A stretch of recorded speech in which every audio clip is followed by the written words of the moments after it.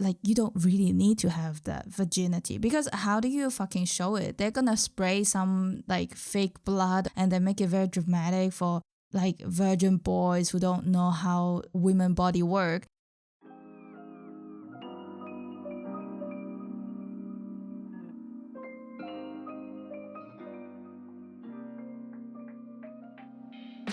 Welcome back to Berlin Midnight Meows.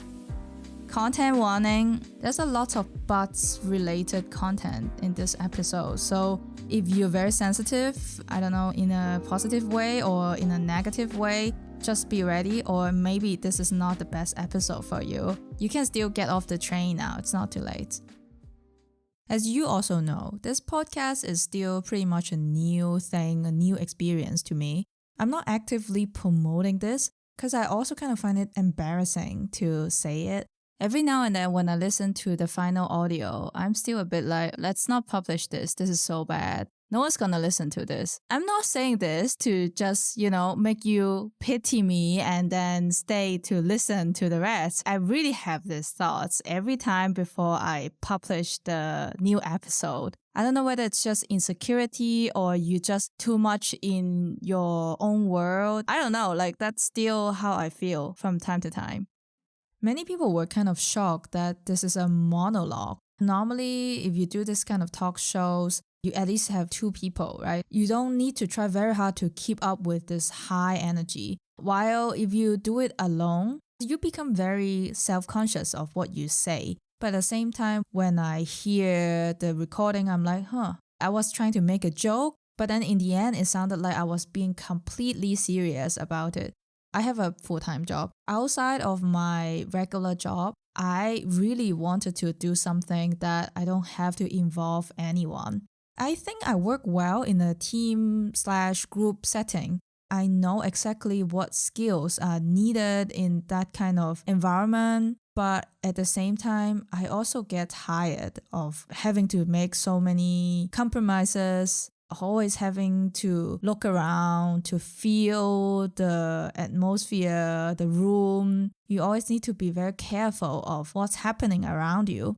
At my regular job, it's mostly group projects, which I also enjoy. Before I started working officially, I started a lot of tiny projects myself. This tiny film publication thing I did. Also the vintage shop, I didn't do it alone. I did it with a friend. Also some events. And I must say, it makes a lot of sense to do many things with a group of people that share the same thoughts or the same goal with you. It's also more efficient than doing everything by yourself. Now I'm making this podcast myself. I'm definitely not a pro in audio editing. I also hate marketing. I hate marketing, really. When I opened the Instagram account for promoting shit, I was already, oh my God, just kill me. I just hate thinking in people's shoes, but not in a sense of overall ideas. Really like what would make people like this post. Also the algorithm you have to think of. I used to do this a lot in the Facebook time. I was an admin of like 5 pages probably at the same time. After that, maybe I just got overwhelmed by this. Even recording, I'm just learning how to do it. I still have some stupid technical issues that was just caused by my own carelessness, and then it's not revertible. Which is, again, fine. If you do everything by yourself, then to a certain extent, you also have to accept that you can't be a pro at everything. In a group setting, it's more like democracy. Not everyone thinks the same, and probably you would need to listen to the majority. While if you solo, it's not so much about looking out, but looking in, like really looking into myself. Actually, through all these recording and editing sessions, I feel like I know better how others actually see me. And just really being so close to your own voice, that used to be something I hated a lot. Even in my mother tongue, Cantonese, probably almost 10 years ago, I did an internship that I had to make audiobooks. I have something scripted and have to read it out. It sounds always shit, really shit. I can't really do any performance. It's very cringy. Doing this podcast is like another level. It's like a very uncomfortable zone, right? Already recording my voice. On top of this, I had to speak my third language. Now it's not scripted. I improvise and just talk. And it's one person. Things are recorded. It's not like in a meeting. No one's gonna remember every single detail or like your pronunciation, your intonation, everything. It's a crazy mix of everything I find pretty challenging.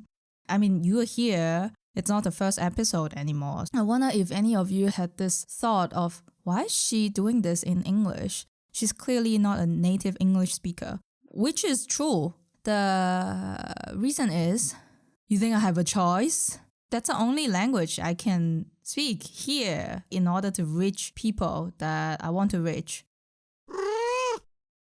Many people, if they're not native speaker and they still perform in English, a lot of times, let's say at least on YouTube, like what I saw a lot in the Taiwan YouTube world, is that people normally are either English teachers or they're just enthusiastic in this language. It really comes with all the cultural influence and the interest. If you like English, then you would consume a lot of TV dramas, films, pop culture stuff in English. But for me, it's not the case. I hated English so fucking much. In Hong Kong, we start learning English really early on, normally in kindergarten already, but still very textbooky. You don't really learn how to speak English. You learn the grammar. You learn how to do well in an English exam. Even in the university time, if you count the years, I had already been learning English for more than 15 years when I was in university, right? I was not comfortable at all. I was also not fluent. I can read a lot, but my friends, somehow, all of them spoke really good English. So they also hung out a lot. I talk like I was not in it. No, like we hung out quite a bit with the international students, also in the dorm. When I see the international students joining us, I was always like, oh, please, I don't want to speak that language. It had nothing to do with the people. They were nice and it was also fun hanging out with them. It was just very challenging for me. I just want to finish my degree in English and use English as least as possible in my life. And look what I'm doing now. But yeah, back then I was more like a Chinese literature person. So I was definitely a language person. I could write novels, poems, all this kind of more difficult, complex formats in Chinese. While when I switched to English, the only thing I could do was probably my cover letter for a job application. I don't have this capability to play around with the language. It's a lot about the nuances, many things that you have to read between the lines. You can't just learn this kind of exam language and be able to understand all the slangs you see in some dramas and shit. I also wanted to be a reporter at some point, and it was a waste of time to learn other languages. Till now, I feel like I still think a little bit like this. When it comes to German, then English becomes my comfort zone. So shouldn't I spend more time on improving my English instead of starting something that would take me even longer to get to the ideal level?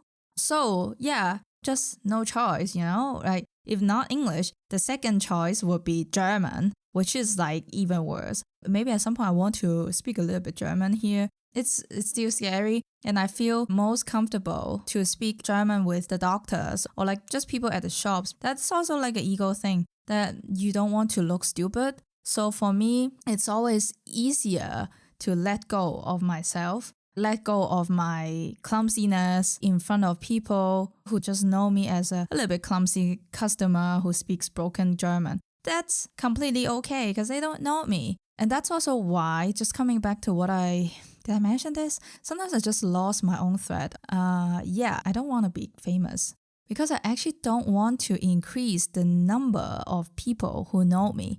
Because that means when I show my clumsy side, let's say when I struggle at the pharmacy, just telling the pharmacist, hey, I want to get this suppository for my hemorrhoids. That kind of moment, I don't want it to be witnessed by two people that I don't know them, but they know me. Of course, it's not something I can completely avoid, but I want to lower the likelihood. I'm not so embarrassed about my hemorrhoids because I've told so many people about this, people I know or strangers. So it's not really a secret anymore. but more like the interactions between me and the pharmacist. When they give me the suppository or any butt medication, they always look a little bit worried. And then they would ask this question in a very careful way, like, do I need to explain to you how it works? Actually, that's not the most clumsy moment, probably. Honestly, I know this suppository or whatever butt cream so well. Can I actually say this as a life hack thing?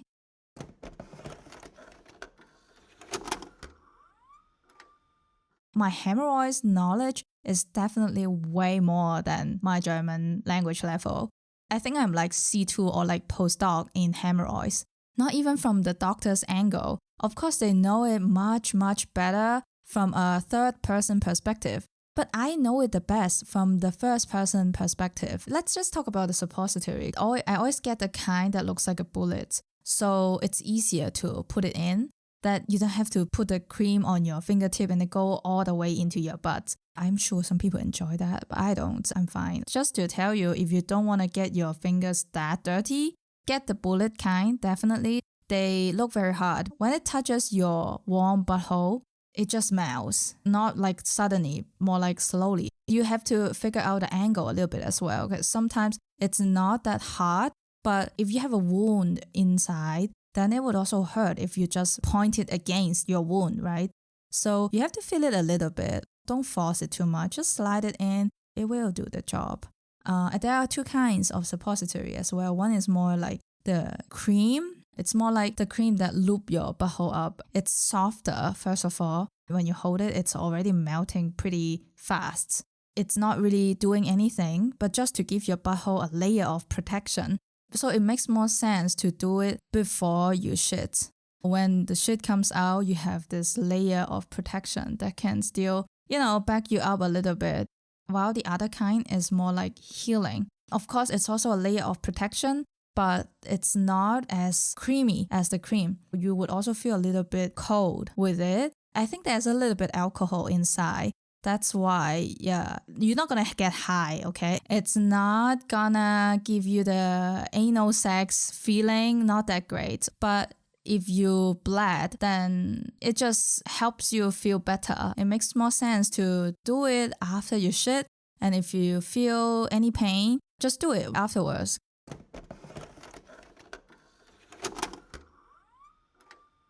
I haven't finished the story about hanging out with my international university friends back then. When you lived in a dorm, it's so obvious who are the extroverts, who are the introverts.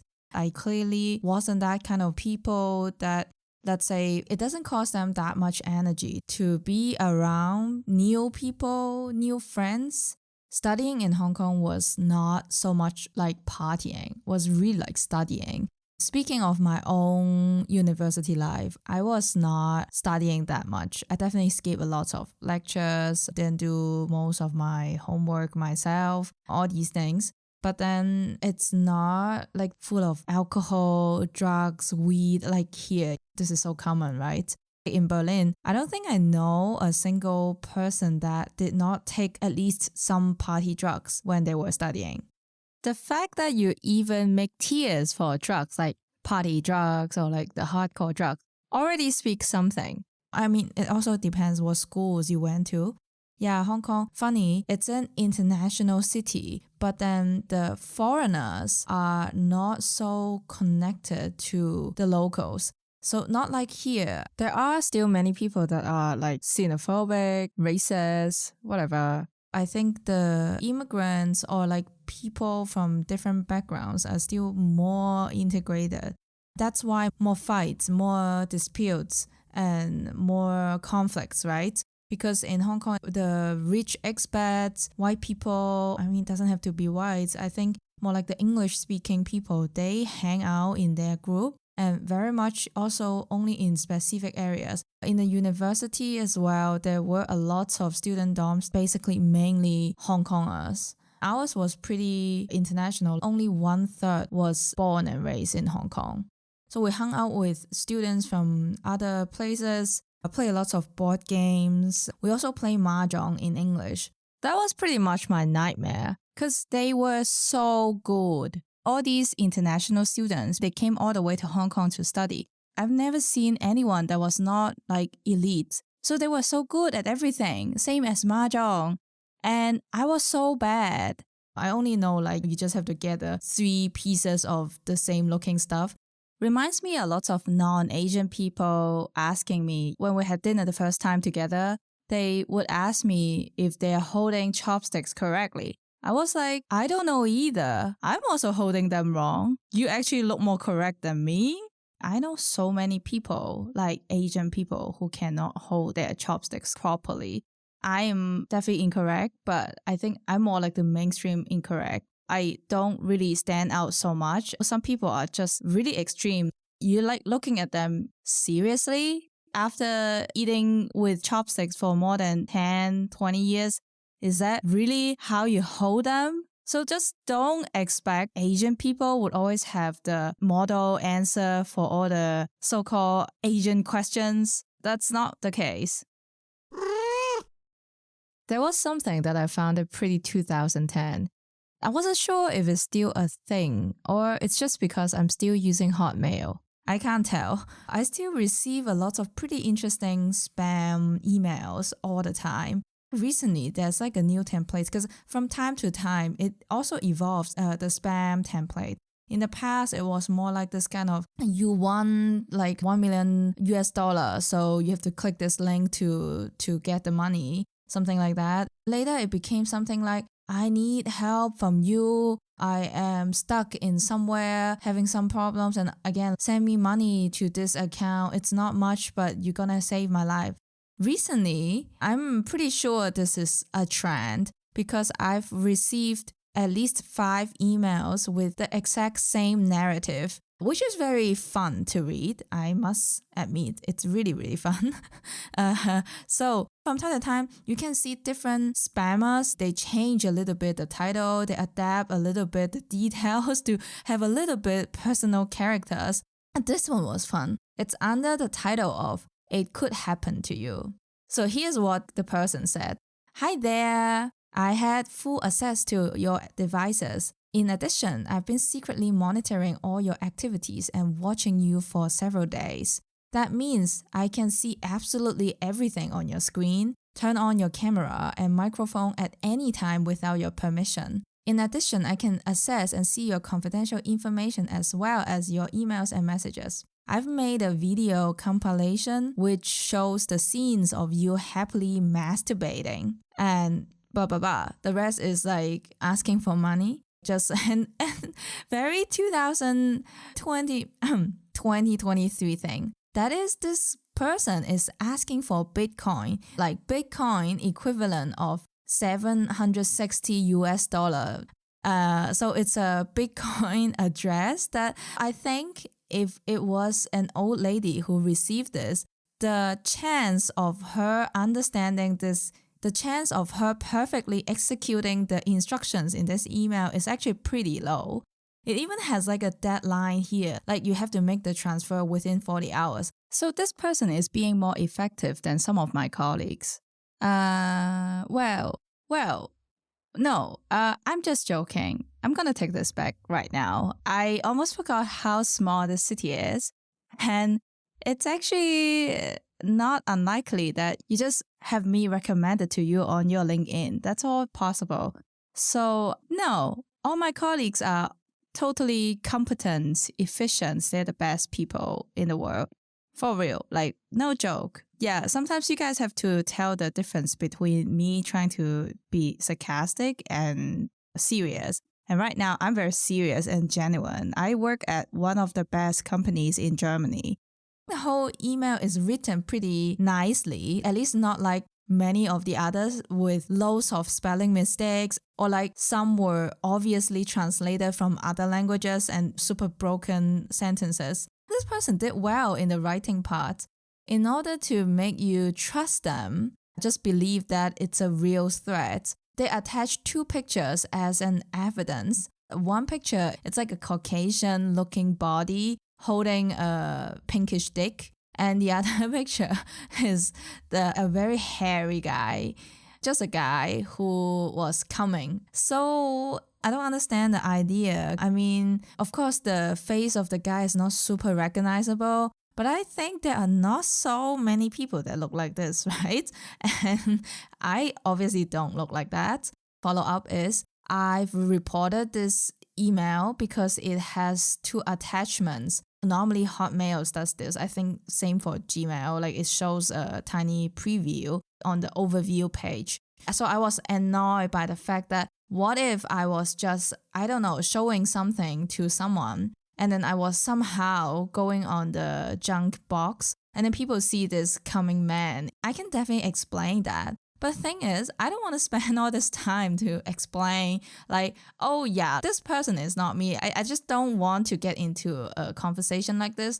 So the way this person attached the coming and masturbating pictures just annoyed me a little bit. So I reported this to Hotmail/Outlook. I think that's their official name, whatever. Some outdated shit. I have had this email address since 2002. So it's definitely not my only email. I'm kind of lazy to move everything to another one. So I just have several emails that I use for different things of different levels of importance. This email address being around on the internet for more than 20 years, actually. You can imagine how many websites this is exposed to. That's why I get so many spam emails. So I reported this email to Outlook thinking they're going to do something. And the first action they took was to send a copy to my main inbox. Basically, they were just trying to tell me, yes, we're on it, and here is a copy of your complaint. And it's in my main inbox, like the front page of my Hotmail account. So when I log into my account, the first thing I'm gonna see is the pink dick and the coming face. Because I get this all the time, I do think a lot about this. Like, maybe they could actually do this, and maybe amongst all these 50 emails I've received about the same topic, there was one that was for real, having the control over all my device cameras and stuff, and actually recording everything when I masturbate. It's like, what about that? But then I was like, if you are watching someone masturbate from this front camera angle of either your phone or your laptop, I think you can imagine how unsexy it is, right? It's not gonna be the perfect angle, like what we see in porns and such. That's like a perfectly set up camera that captures the whole thing. Also, the person will be wearing some sexy stuff, some really nice looking bras or whatever. I think on porn sites, I've only seen the women masturbating videos, not so much on men ones, because I'm not so into that. The person will be wearing very nice makeup and stuff. They could just put on some clothes and then easily go to, I don't know, go to work, go to conference, and like for some girls, maybe they can like go on the stage and dance like an idol. That would also work. The only difference is they are naked. When you actually masturbate, the most authentic scenario is that you are probably in your pajama, you are about to sleep, so you're looking fucking tired. You must be with your bare face, no makeup. You just wash your face, just brush your teeth. You just want to finish this last step of this day, and then you want to go to bed. This angle is most of the time really shit. Many people also do it without big lights on, so probably very dark. And many people, you don't take off all the clothes when you masturbate. You just put your fucking hands into your pants. It's just not that sexy. Also, this porn website world is so fucking damn big. I feel like for the same video, it could be on so many websites I don't know. Like so many unknown porn websites. I feel like they change their domain all the time as well. It's such a unordered world. So even if, let's say they have a video of me and then they spread it somewhere, I might actually in my whole life never get to watch that video. And I can never find this out. And they just make some money out of it. Thinking about this, I'm more like, instead of fear, I'm more like, bitch, if that already happened, give me my money back. You know, Germany, it's a very strict country when it comes to copyrights and intellectual properties. even for like a 5-second voice recording, you have all the rights to charge money or like ask the third party to take it down or whatever. It usually comes with an unlimited period. That also brings me to another question. How much would they get with like a fapping video, like in such quality? There's no lighting and such. You're wearing some shitty pajamas. I don't really wear that kind of like Hello Kitty shit anymore that I used to have in Hong Kong. I also wouldn't mind wearing them. They are just too old. But still, nothing is that cool. So that day, I was just like thinking about this. Very, very deep question, right? Sometimes I'm pretty proud like how much time I spend on thinking about all this kind of stuff. I'm a person that suffers from insomnia. When the doctors or like the therapist ask me, what do you think when you cannot fall asleep? Actually, I don't mind telling them. I just didn't want to shock them. So I would just tell them, yeah, like everything, like work, what do I need to do tomorrow? Sometimes even like groceries or like what to eat tomorrow, how many hours I can sleep. I didn't tell them is that, yeah, sometimes I just think of this kind of like random things. Like how much money would I get from selling my own porn, or like just masturbating video? I just can't stop thinking them. That's also why they just keep me awake all the time. Just one day this week, I was just thinking about the same thing. So I asked my partner this would you rather question. Stop scratching. Hey, what? What do you want? Come here. Okay, a tiny distraction, but a cat. Now I'm back. So I asked him, would you rather lose 10K or getting your fapping video leaked? He told me it would be worse if they leak what I fap to. That really triggered my curiosity. I was like, what do you normally fap to that makes you have this concern? Is that some really kinky stuff? Because he always told me a lot of fetish, like the weirdest fetish you can ever imagine on the internet. I don't even know how he got to know that. For example, I forgot the name already. I have to ask him. But I think we can have another episode talking about this. There are a lot of terminology that I just can't follow anymore. There is a fetish that men enjoy having their dick or even balls stabbed by a woman wearing high heels, something like that. I also watched a video. It looks so fucking damn painful. I'm normally pretty resilient to very weird things, but that was also to me. Okay. Yeah, so he said, nah, it's just like some hentai stuff. Hentai is like basically porn in the Japanese animation style. You can say it another way around. It's basically just like the Japanese animation, often with plots and stuff. But then the characters, they fuck, they do porn things, basically. To me, it's not something that is very shameful. I can imagine people don't understand. But I also think, honestly, low-key, many people are doing this. If someone laugh at you fapping to hentai, you could even shame them for not respecting this culture or just being too boomer to understand this. Like young people, we all do this. I don't know. I don't think it's true, but yeah. If there's a camera that's from behind, so it captures what I fap to, but also another camera from the front that also captures how I look when I fap, I think that's pretty okay. I actually look very much like just watching another YouTube video when I fap. Like, because I always focus a lot on the plot. I fast forward a lot, skip a lot. I actually don't like the close-up of genitals, so I always skip those parts. But I like the stories. I'm that kind of people that would be angry if the acting skill is shit. In order to really be immersed, I really need the actors to act well. If the plot is boring, normally I can't even get to the sex scene. Like I would have already closed before that because I just can't stand this. I need some drama, some climax, some just like good plots writing. Like they need to have a good writer. That's really something very important that I have to scream to the people who make porn. Do you guys know how important the plot is?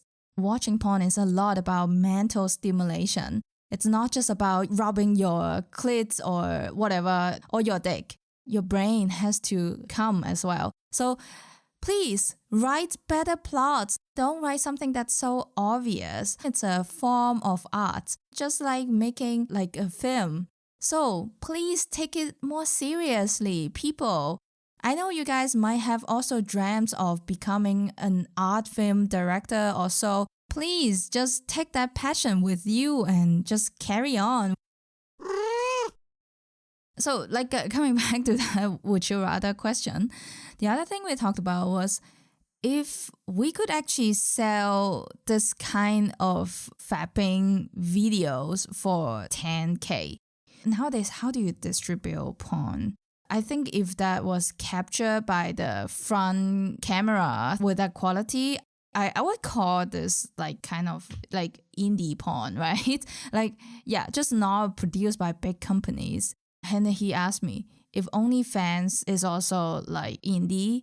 I think so. Just thinking of this very decentralized production, and you pretty much do everything, from thinking of the ideas, the costume you would wear, the roles, all kinds of plays and some props, and filming and editing. That's all done by you and Max, just some people in a very small group. So I was like, yeah, probably. And normally, how would you do it if you just freshly debuted? You don't have connection and people don't know you. How do they calculate how much your video is worth? Also, I just feel like nowadays, just like making YouTube videos, if you're nobody, you would just post it on somewhere you don't make any money, right? Because no one's gonna buy from you. How do you reach out to people that are screening this?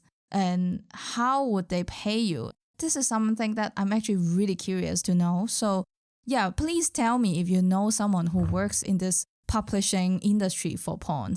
My partner said, you could probably do it. Your video would definitely be more expensive than mine. And I was like, yeah, well, it depends. I guess this Asian woman things could still be profitable somewhere, especially in the West. But then it's also a niche market. Coming back to this Asian food analogy, I feel like when people order Asian food here, they kind of expect everything to be in a full package. Because in Hong Kong, many restaurants, they want to look more Western. So you would have more mix and match like this. Because you don't have to try very hard to explain to people, hey, this is very authentic Hong Kong food. All in capital letter. People not trying to put all the dim sum, Bruce Lee, and then put a lot of Chinese writing on the wall that nothing is grammatically correct. You don't see people doing this kind of stuff in Hong Kong. I also imagine the same for porn, that if you Asian woman, apart from adding more diversity, it's probably gonna be a lot Asian women in Japanese high school uniform. I think they would try to do it like this. Another way to really make your debut as a porn star would be in Japan. I guess the industry is more developed, but I think you have to speak Japanese, but I mean, not always a big must. I heard that they have an evaluation system that could assess how much you are worth, basically. I mean, I say it in a very objectifying way, but yeah, that's how it is in this industry, I guess. I just realized, shit, I'm too old for this. Because normally I know that the people who started their career when they were 18 or 20, that would be the best for them because they could always market you as a virgin. It doesn't matter, it's you don't really need to have that virginity because how do you fucking show it? They're gonna spray some fake blood and then make it very dramatic for virgin boys who don't know how women body work. But it doesn't matter. It's just about the age. Freshly graduated from high school and now joining this industry. The advertisement, the tagline, always like that. So I was like, I'm already too old for this. I'm just curious, how much would they pay me? How does the contract look? I was just thinking of all these things, trying to answer the would you rather question myself. I think I would rather have my fapping video leak. I don't think I mind that much. This video, if it actually really got leaked, it wouldn't have that many clicks, I'm pretty sure. There's not so much you can see, for real. At least I'm not that kind that is very expressive, that I touch my whole body while fapping. So it's pretty boring. It's probably just me really sitting there looking very focused. So yeah, go ahead and lick it. I don't mind. I really don't mind. I just hope you guys at least send me the link so I can see how it looks. I would also be angry if they actually can make money with that shitty video. I would be like, what the fuck? Let me do it myself. Let me leak my fapping video myself, please. If this is actually making any money, I guess that's what I'm gonna do when I'm unemployed again. Hopefully not. Please don't make me a full-time podcaster. I don't want this. Let me do my boring full-time office job. I'm good with that. Yeah, that's all of this episode because we already had our life hack. I feel like it's less meaningful than before, but it's fine. I just want to pretty much capture what I'm thinking sometimes. If you're not listening to this because you know me or you're my friend, write me something that I will have something to read in the podcast. It's just one person doing this, okay? It's really hard. It's way harder than doing it with a friend. I had invited my partner to do this with me. He just didn't give a fuck. He was like, I don't want to do that. He has more important things to do. Honestly, he also doesn't want to work with me. What he openly said many times. So that's why I am, in the end, doing this alone. Eventually, maybe I will force him. Recently, I've already found a way to threaten him, which is to share the Instagram posts of a Japanese kawaii girl he has been following to his story. Because his Instagram profile is like this kind of like artsy, intellectual, this kind of vibe. It's like full of posts and stories about art events and such. So I was like, I'm gonna unlock your phone and share this to your story when you're asleep. Yes, that's all. Have a nice evening and see you next time.